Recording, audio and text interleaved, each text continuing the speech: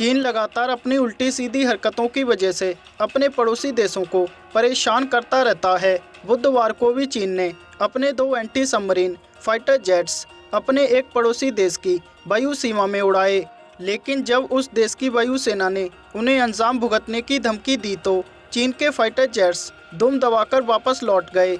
ये घटना ऐसे मौके पर हुई जब उस छोटे से देश में अमेरिका के एक वरिष्ठ अधिकारी आने वाले हैं। दरअसल हुआ कुछ यूं कि चीन के 2 anti submarine fighter jets Taiwan की वायु सीमा में प्रवेश कर गए।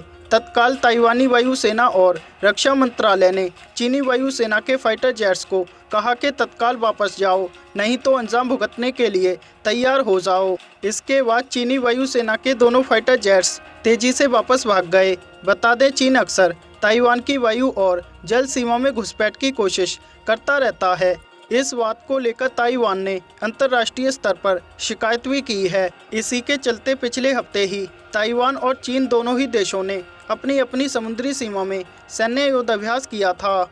इस युद्धाभ्यास में ताइवान की आर्मी, नेवी और एयरफोर्स ने लाइव फायर एक्सरसाइज कर अपनी ताकत का प्रदर्शन किया। इस मौके पर ताइवान के राष्ट्रपति साई इंग वेन ने कहा कि हम चीन को बताना चाहते हैं कि हम कमज़ोर नहीं हैं, हम अपनी ज़मीन और चीन के घुसपैठ को रोकने में सक्षम हैं, और अगर चीन ने कोई गैर वाजिब हरकत की तो उन्हें मुंह तोड़ जवाब देंगे। ताइवान के मिलिट्री ड्रिल में 8000 सैनिकों ने भाग लिया। इसमें वायुसेना के F-16 फाइटर जेट्स और स्वदेशी फाइटर जेट चिंगकुओं ने अपना शक्ति प्रदर्शन किया। इसके अलावा ताइवान की नौसेना ने भी दक्षिण चीन सागर में तटों के पास मिसाइल और मशीन गन से सैन्य अभ्यास किया। इस दौरान नेवी के कई लड़ाकू युद्धपोत समुद्र में देखे गए, क्योंकि चीन इस साल कोरोना वायरस संक्रमण के बीच भी कई बार ताइवान के ऊपर अपने फाइटर जेट्स उड़ा चुका है। चीन का दावा है कि ताइवान के कुछ द्वीप उसकी टेरिटरी में आते हैं, जबकि ताइवान कहता है कि ये द्वीप उसके हैं।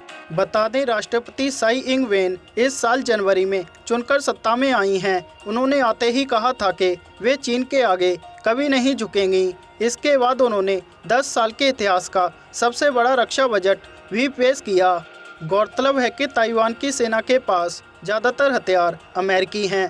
ताइवान के सैनिकों की ट्रेनिंग भी अमेरिकी सेना करती है। हालांकि चीन के पास ज़्यादातर हथियार और सैनिक हैं, लेकिन ताइवान चीन की ताकत से कभी भी डरा नहीं।